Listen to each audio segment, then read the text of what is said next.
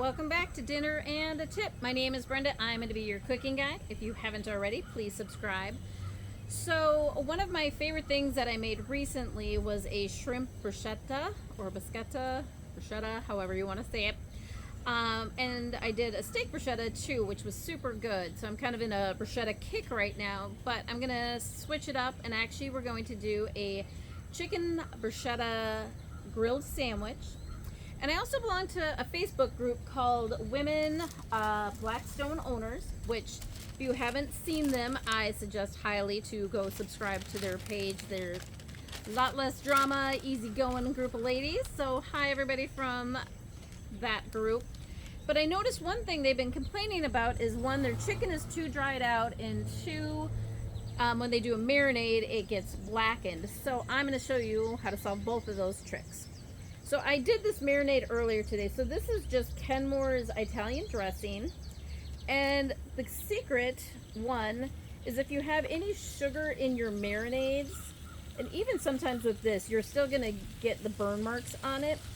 So the dressing I love for this because it helps with tenderizing the chicken, and it's sitting here and enjoying and marinating all of that great chicken Italian flavor. So all I did was hit this with salt, pepper, and the Italian garlic, or not, Italian dressing. So I'm just going to cook this on medium. And while we're doing this, let's go ahead and make that bruschetta. So, and this is so easy to make if you've never made it before. So let's get started. So I basically got this cutter off of Amazon. This is all of $20 on Amazon. So you want to cut your tomatoes in half. You do need to push down a little hard for this one, but I love it gives it a nice small cut. And you do want to go ahead and scrape out the insides of your tomatoes for this. The inside seeds make it really a little too juicy for my taste. So normally I don't do scallions, but since I'm doing a chicken recipe, I kind of want the onions, so I'm going to actually put this in, which I don't think is necessarily typical of bruschetta, but my house, my rules. So yeah, that's what I'm going with today. Let's hit it with a little bit of salt and pepper. And I just did 2 tomatoes. Basically, you can kind of judge how much you need from this, but I'm going to do 1 tablespoon of good balsamic vinegar, not the glaze. And then I am doing extra virgin oil for this one. And all you're going to do is give this a quick mix, and we're going to add a little bit of basil to it. Normally, I would be adding, what the heck is it? The Parmesan cheese, but I'm going to add that someplace else. So I've got my knife, so we're just going to go ahead and tear our fresh basil into this.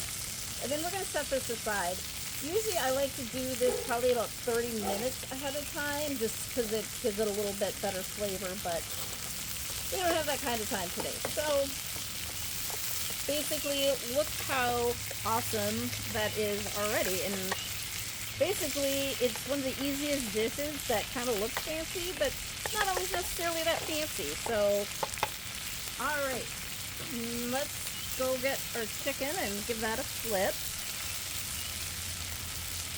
And if you're doing the marinades with the chicken, the Italian dressing one isn't bad. It doesn't really burn, but if you did have something in here that burns, take a bigger piece of parchment paper, and when it does start to burn, just take it and move it to the clean side, and then you're not going to get all of that stuck on there. So now that this is done, let's go do our coleslaw.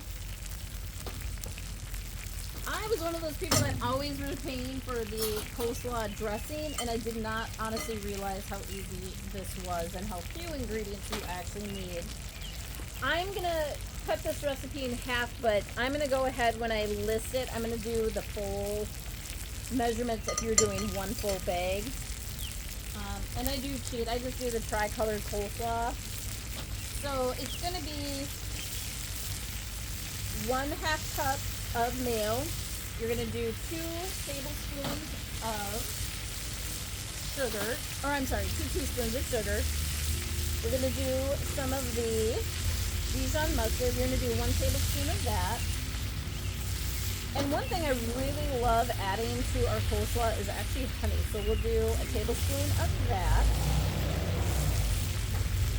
And we'll do, I'm only doing 1 tablespoon, but if you're doing the full thing of, you can do, I'm doing the apple cider vinegar. If you just have regular vinegar, you certainly can do that instead.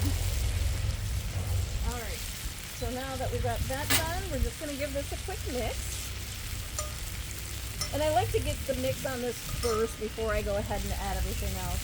And I'm just going to do a little bit of salt and pepper just to taste on this one.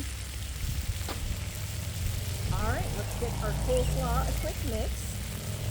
And this also I do like to do a little bit ahead of time. I usually don't cook everything out here. I usually prep everything inside and just focus on my chicken, but you won't be able to see how to do it if I do that. So coleslaw is just a quick mix, and then we're going to set this off to the side. So you definitely want to give it a taste. Make sure it's what you're hoping it's going to be. I'm telling you, the honey makes a big difference in this.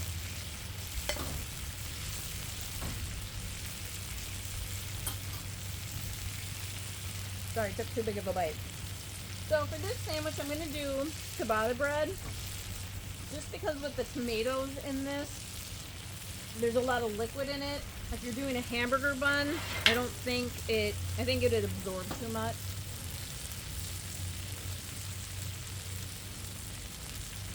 And this one, I love this garlic spread. You just get it in the bread aisle. You can get it at Cub, Walmart, I'm sure any store, but it just gives it a little extra flavor to your bread. And you're just going to want to push that flat. Keep checking our chicken to make sure this is cooking all the way through. You definitely want to make sure that there's no pink inside.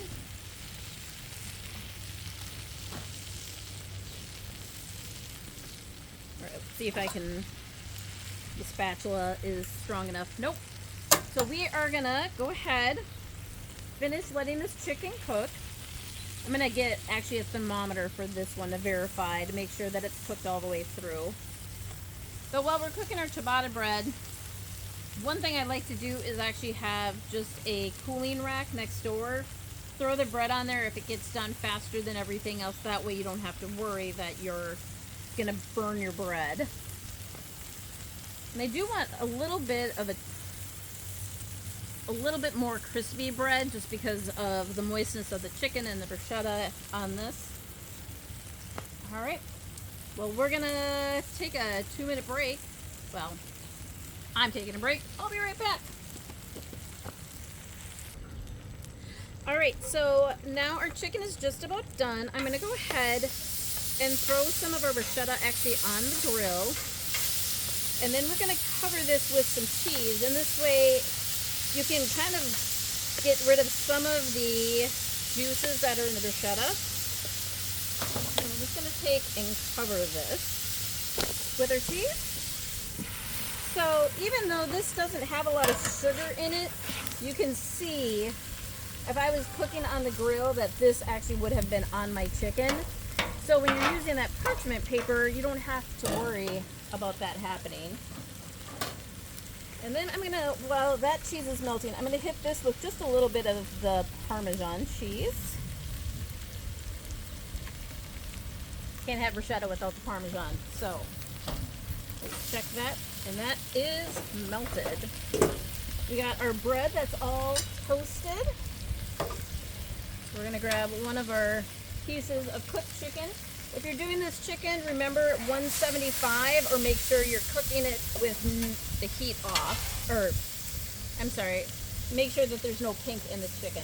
So I'm just going to go ahead and cover our chicken with the bruschetta. I'm going to top this. I mean, you guys, this does not look like a beautiful sandwich. So let's just go ahead and give it a quick cut. And also with the chicken, I did cover it with a dome. That does help it cook a little bit faster. So we've got all of our tomatoes, our chicken. You guys, I wish you could smell this. This is so good.